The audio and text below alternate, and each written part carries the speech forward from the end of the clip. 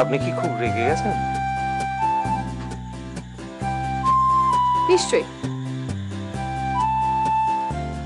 তাহলে তো আমি সাকসেসফুল। মানে? মানে ওই অবস্থায় থাকলে আপনাকে খুব সুন্দর দেখায়,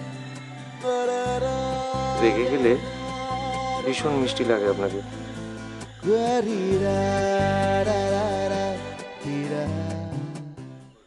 ও বাবা, ছোঁড়া ছুরিটা অন্ধকারে করছেটা কি? মা, গল্প করছি, হাসাহাসিও করছি। আমাদের নিয়ে যাই, আমাদের খুব অপমান করেছে গো। আমাদের জি যা করে রতন ঘাটে। কি বলছো তুমি? হ্যাঁ, ঠিক বলছি মেরি, একদম ঠিক বলছি। একটু মানিয়ে কিচ্ছু বলছি না।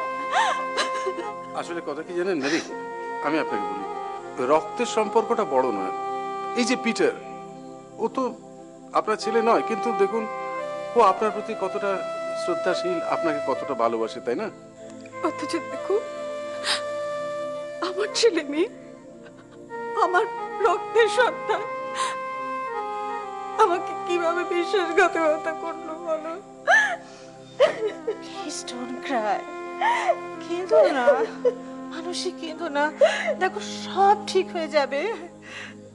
আমি দূর থেকে দেখলাম দুজন মিলে গপ্প করছে।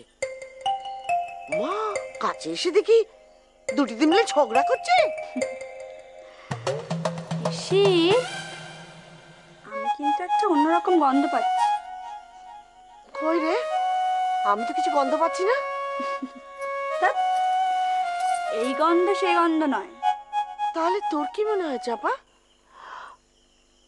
দুজনের রাগারাগিটা সত্যি নয়? না, রাগটা সত্যি না হলেও অনুরাগটা সত্যি। আমার মনে হচ্ছে বেশি এর মধ্যে একটা রহস্য আছে, জানো? রহস্য? তুই যা তো মুখ করি, তুই সবেতেই রহস্য। চল।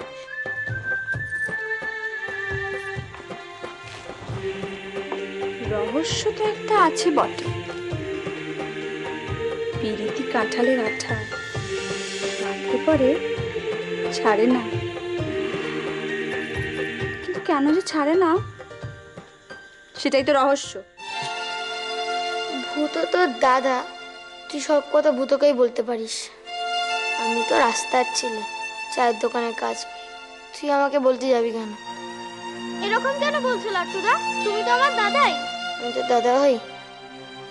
তাহলে এই নে, এটা খেয়ে নে।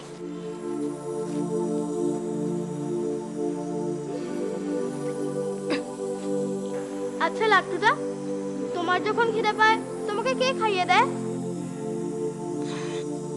আমি নিজেই খেতাম। ছোটবেলায় মা খাইয়ে দিত। তোমার মা কোথায় গেছে? আমি যখন ছোট ছিলাম আমার মা আমাকে ছেড়ে চলে গেছে।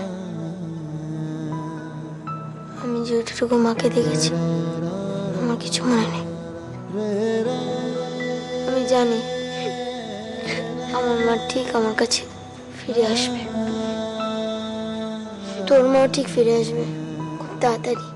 সত্যি বলছো লাট্টুদা? সত্যি বলছি। হাঁ করুন, হাঁ করুন, হাঁ করুন।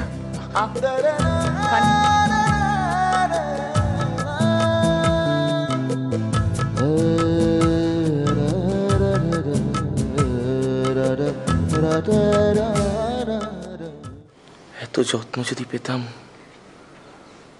কোনোদিনই হয়তো মাস্তান হয়ে উঠতাম না।